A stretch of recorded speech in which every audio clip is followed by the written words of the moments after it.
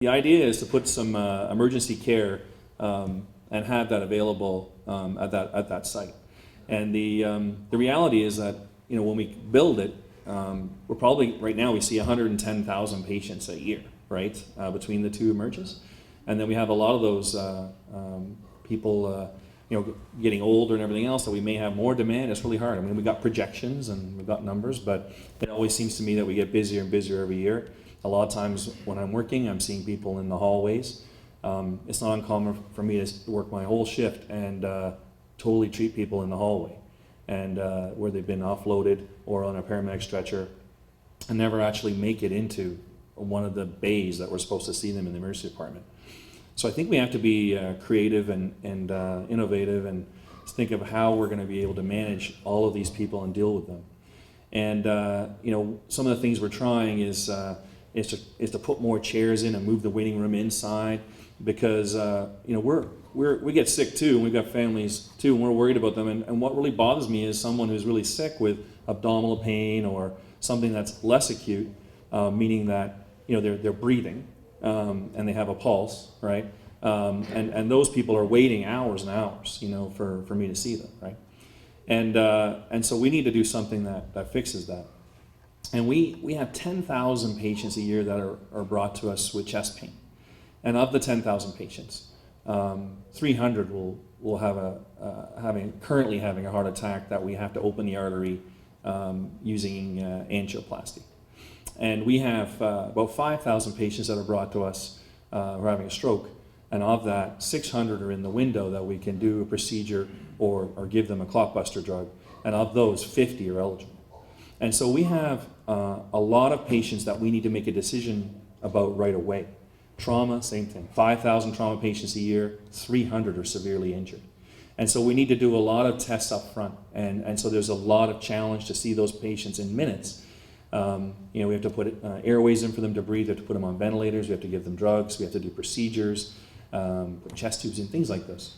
And the problem is, it's very compelling. It's sort of, you have to do it now. And it takes you away from that person who is in significant amount of pain in the waiting room, who comes in, who's scared. Maybe that's their first time they've ever used, emergency services. And so we looked around for how can we do a better job of that? How can we still do a great job with resuscitation and provide that emergency care where we need it, but also take care of that person, take care of the other person that needs to be seen. And so this urgent care center model is really kind of looks like it might be the future. And the concept is that you would go to this site and the ambulances would all be going to the other site. So they would be taking patients that are, if they have stroke symptoms anywhere in the community, in Essex County, or a heart attack anywhere in Essex County, or trauma, would bypass, and they would go straight to the hospital. And so we would have significantly less people that would need this resuscitation right away. Now I say less because, as a previous partner in urgent care center, I can tell you people do come in and say, I just want to make sure I'm having a heart attack before I go to the hospital, right? And I say, yes, you are, actually. And we've got an ambulance coming for you, right?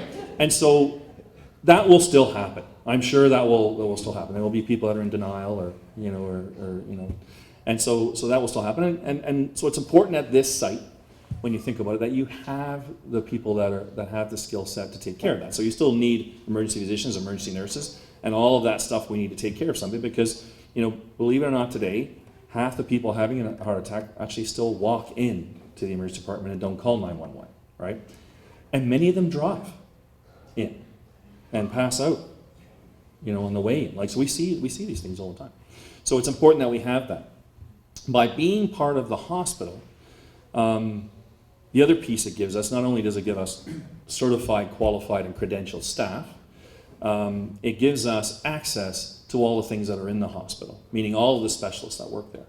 And that they are compelled to provide consults to us and all the things that the patient requires. If you have a private clinic or a private urgent care center, that's not the case. If you were to, maybe you're doing, like I'm doing a lot of cooking. My wife works as an ICU nurse, so I'm cooking, at Shipper. And if I sliced my hand and I had a tendon laceration and I went to a clinic right? The plastic surgeon wouldn't see me, right, if I went to that clinic, right, if they called. Because the plastic surgeons, our top people, are very concerned about the initial care that's given at those clinics, that it may not be certified, the wound might not be closed properly, there could be exposed bone, this type of thing. So they would say, you need to go to the emergency department so that you can see the credentialed person. That's the advice given to them by their oversight. And so in this way, we would skip that step. We would skip the second wait, right, by being part of the hospital. We would have people that constantly were keeping their skills up to date because they were rotated with the main emergency department and would have that skill set when required and necessary. But the focus would be on these patients that are breathing and conscious, yet still have an emergency. And so we would still need resources to look at them. Now, I know it says CT scanner now, but I've worked here long enough that we've had 4 different CAT scanners, 2 different MRI machines. We now have an ultrasound in the emergency department that was donated to us by Lionel Pelche, God bless him, who donated that and started us doing ultrasound in the emergency department 5 years before any other ER in Ontario. And he had that vision that, wow, if you could have this, you can make that decision up front, that would be better. So I don't know what technology we'll have when we build this in 6 or 7 years. Maybe there'll be a new type of machine that will have like a Star Trek kind of machine or something like that. We can see inside people, without radiating them or something like that. So, but we need that because we need to make decisions about it. And we need to kind of filter you some way to say, yeah, your bowel is perforated, or yeah, you have gallstones and one of them is lodged, or something like this, so that we can get you and sort you and say, actually, you've got a really bad stomach flu and everything seems okay. We've given you some fluid. You see you're feeling better. You've taken some fluids now. It's good that you came here because it looked really terrible, but everything's okay now. And so we can sort those people and get those people that need surgery to a place where they need it, and then facilitate the others. And we can do it without them sitting 8 hours or 10 hours in a chair in a waiting room throughout the entire night in agony, right?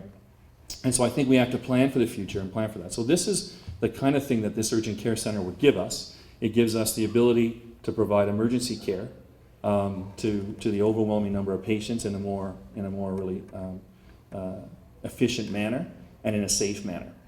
The chronic disease piece, well, I see a lot of people every day who are struggling with, say, chronic obstructive pulmonary disease, like lung problems, maybe they're on home oxygen, congestive heart failure, terrible diabetes, things like this. And they're really on a knife edge. They have massive amounts of pills, and if you take too many, they get too dehydrated and they pass out. If they don't take enough, they get overloaded with fluid and they can't breathe. And they live like this quite a while. And if we can keep those people out of the hospital, it's better for them because they're quite complicated, they're quite complex, they're more comfortable at home, their diet, everything is all kind of in a nice homeostasis.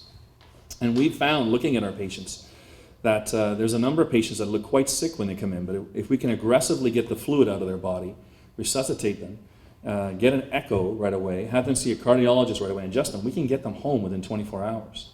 And so we need to combine the ability to follow people in the community closer, right, so that we keep tabs on them well, and have urgent opportunities for them to see specialists with the right field, and then have the urgent care available to do tests in a timely way, and combine all those together so those people can have happier lives with less suffering and can live longer. And that's where I think the chronic disease piece would fit well with something like an urgent care center. And these people are often what we call frequent flyers in our system, meaning that they're in emerge a lot of the time. And I really don't think that's the best care. When they come into the emergency department, it's like we're starting again. We have to get to know all of their history. We have to, we have stuff on the computer for sure, but it's quite complicated, and get to that point of that one aspect that they're there for today. So they have maybe 5 or 6 different diseases all competing with each other. May be on dialysis, they may have the diabetes, as I said, they may have the congestive heart failure, and they may have COPD as well. They have all these things together, and what is the problem today? And so we do the big resuscitation workup for them when we find that, okay, yeah, we can make some medications adjustments. In the meantime, perhaps they've waited a long time and they've missed half their pills, and so now their heart rate's getting fast because they haven't taken their pill they're supposed to take in the morning, and now their sugar's too high, and so the whole thing's going out of whack. So there's got to be a better way to do it. And when we've looked around the world for the best ways to do it, the best way is to combine some type of chronic care follow-up with urgent services, and then community outreach, some type of community outreach where it's all combined together. And I think this type of center would allow us to do that. And you see it has lab and pharmacy. Pharmacy is critical, right? There's so many pills that people are on. Sometimes they're competing medications. I think 20% of the visits in emergency departments in Ontario are from medication issues. Either you're on the wrong pill, too many pills, or there's a problem with the pill or a side effect from a pill, right? And so we spend a lot of time working through people because they're medications. And so having that expertise there would be critical. I think having the whole thing as part of a combined system is really the key. The fact that we know during these hours, during the day, say starting around 8 or 9, all the way till around midnight or so, those hours are kind of the peak time that we see people. If we could take that load out of our busy emergency department and have another place for people to go with their acute needs, I think that would be a fantastic opportunity for our community, less wait, and provide them kind of a complete center of care. And that's all I have. Do you want to? Oh, and here comes it. You play the visit to Toronto. Oh yes. So thanks.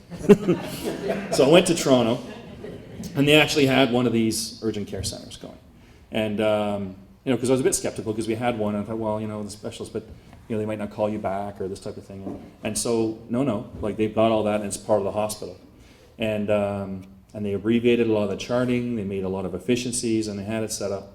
And they were seeing thousands of patients, and so efficiently, to the point that other communities in Toronto, the patients were in their cars driving past their hospitals, and they were seeing people from all over Toronto because they created this thing that was super efficient.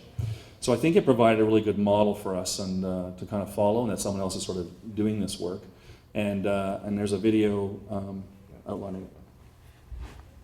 Hi, I'm Alison Johnson for Windsor Regional Hospital. Today we're heading to Toronto, Ontario to check out a model of urgent care that's helping to reduce hospital wait times by keeping patients out of emergency rooms.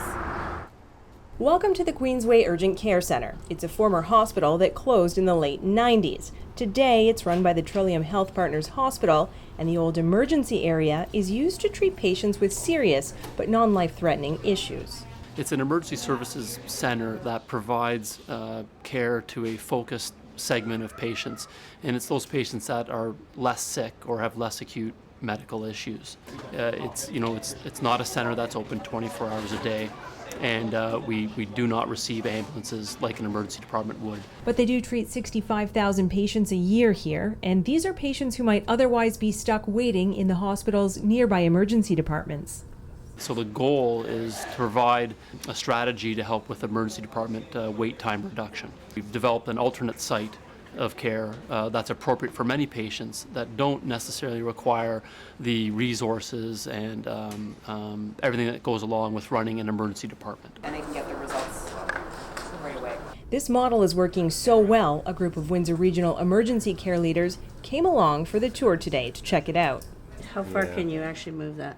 Maybe to about there. Because it's not a hospital, there are no beds to admit patients, so you wouldn't come here if you're having a stroke or a heart attack. We do see a lot of patients who come with musculoskeletal complaints, back pain, broken bones, sprains, cuts. But don't confuse this with your typical walk-in clinic. The former hospital still has a full-blown set of diagnostics. Through diagnostic imaging, laboratory services, and that allows the physician the confidence to treat and diagnose a patient as to whether they require follow-up care in an acute setting.